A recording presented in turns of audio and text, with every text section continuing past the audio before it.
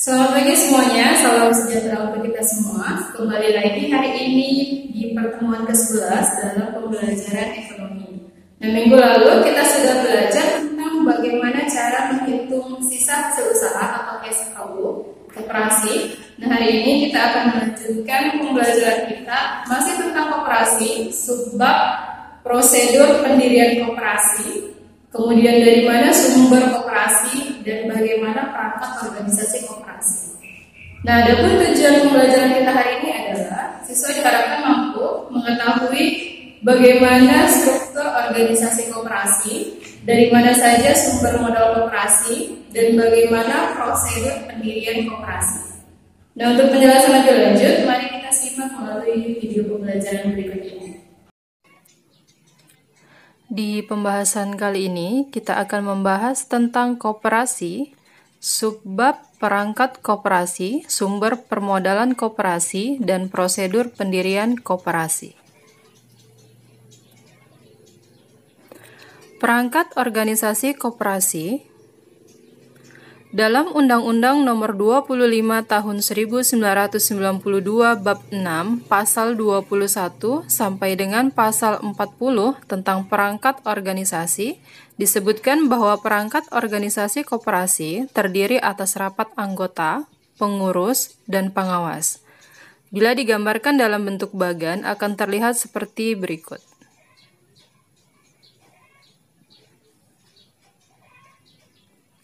Struktur internal organisasi koperasi. 1. Rapat anggota.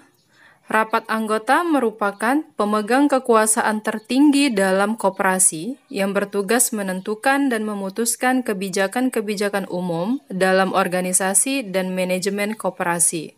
Untuk itu, rapat anggota berhak meminta keterangan dan pertanggungjawaban pengurus dan pengawas mengenai pengelolaan koperasi untuk membantu menghasilkan berbagai keputusan. 2. Pengurus. Pengurus merupakan pelaksana kebijakan-kebijakan yang telah ditetapkan dalam rapat anggota koperasi. Pengurus dipilih dari dan oleh anggota dalam rapat anggota untuk masa jabatan paling lama 5 tahun. Pengurus koperasi dapat mengangkat pengelola yang diberi wewenang dan kekuasaan untuk mengelola usaha.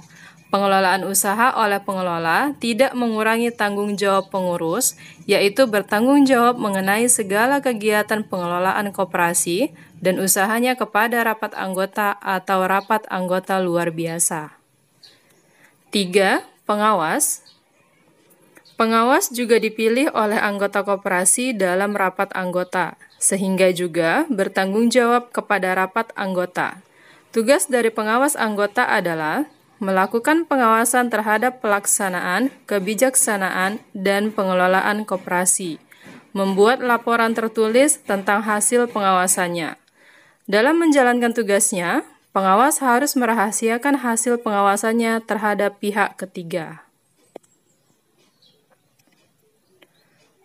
Struktur eksternal organisasi koperasi berhubungan dengan adanya penggabungan koperasi sejenis pada suatu wilayah tertentu.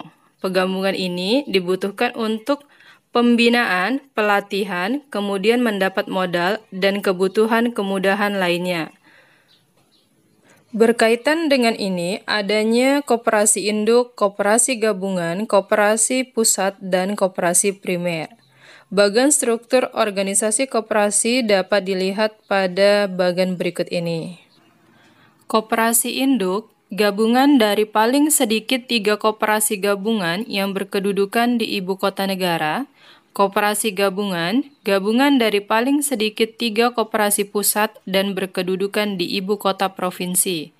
Koperasi pusat, gabungan dari paling sedikit 4 koperasi primer dan berkedudukan di ibu kota kabupaten. Koperasi primer, koperasi yang merupakan perkumpulan dari paling sedikit 20 orang yang bergabung dengan tujuan yang sama. Selanjutnya, sumber permodalan koperasi. Sumber permodalan koperasi Seperti halnya bentuk badan usaha yang lain, untuk menjalankan kegiatan usahanya, koperasi memerlukan modal. Adapun modal koperasi terdiri atas modal sendiri dan modal pinjaman. Modal sendiri meliputi sumber modal sebagai berikut. Simpanan pokok. Simpanan pokok adalah sejumlah uang yang wajib dibayarkan oleh anggota kepada koperasi pada saat masuk menjadi anggota. Simpanan pokok tidak dapat diambil kembali selama yang bersangkutan masih menjadi anggota koperasi. Simpanan pokok jumlahnya sama untuk setiap anggota. Simpanan wajib. Simpanan wajib adalah jumlah simpanan tertentu yang harus dibayarkan oleh anggota kepada koperasi dalam waktu dan kesempatan tertentu. Misalnya tiap bulan dengan jumlah simpanan yang sama untuk setiap bulannya. Simpanan wajib tidak dapat diambil kembali selama yang bersangkutan masih menjadi anggota koperasi. Dana cadangan. Dana cadangan adalah sejumlah uang yang diperoleh dari penyisihan sisa hasil usaha yang dimaksudkan untuk pemupukan modal sendiri, pembagian kepada anggota yang keluar dari keanggotaan koperasi, dan untuk menutup kerugian koperasi bila diperlukan. Hibah. Hibah adalah sejumlah uang atau barang modal yang dapat dinilai dengan uang yang diterima dari pihak lain yang bersifat hibah atau pemberian dan tidak mengikat.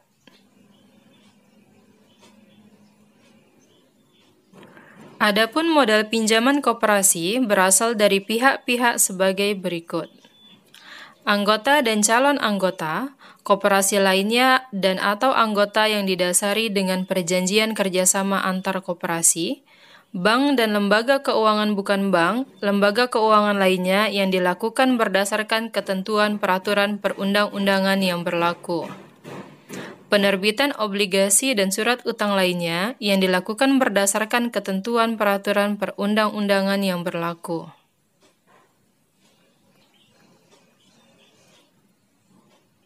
Prosedur pendirian koperasi.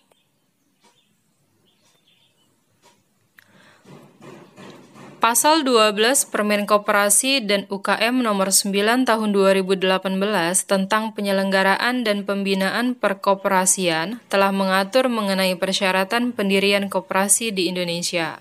Pendirian koperasi dilakukan dengan mengadakan rapat pendirian koperasi yang harus dihadiri oleh para pendiri dan juga dihadiri oleh pejabat yang berguna untuk melakukan penyuluhan terkait koperasi. Jumlah orang yang hadir dalam pendirian koperasi akan berbeda tergantung jenisnya.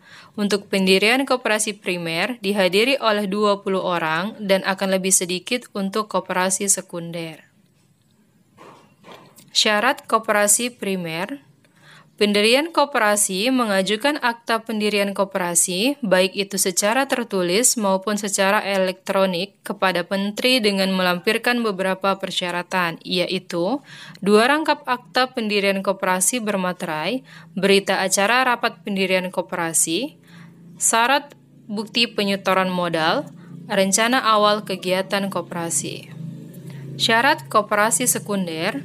Syarat untuk mendirikan koperasi sekunder sama seperti koperasi primer, namun terdapat beberapa tambahan dokumen berupa hasil berita acara rapat pendirian, keputusan pengesahan Badan Hukum Koperasi Primer dan/atau Sekunder, NPWP aktif untuk setiap calon anggota koperasi primer dan/atau sekunder.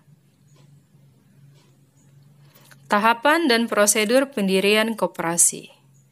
Peraturan Menteri Koperasi dan UKM Nomor 9 Tahun 2018 telah mengatur tentang tahapan dan tata cara pendirian koperasi, yaitu perencanaan pendirian koperasi, penyampaian rencana dan konsultasi ke daerah pusat maupun dinas, rapat pendirian koperasi, verifikasi nama koperasi, pengajuan pengesahan akta pendirian koperasi, verifikasi dokumen permohonan, mekanisme disismin BH-Kop,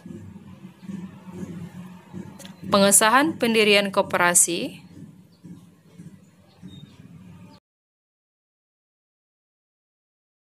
Nah, berdasarkan penjelasan video tadi, sudah kalian pahami tentang bagaimana struktur organisasi koperasi, dari mana sumber modal koperasi, dan juga bagaimana tahapan proses pendirian koperasi.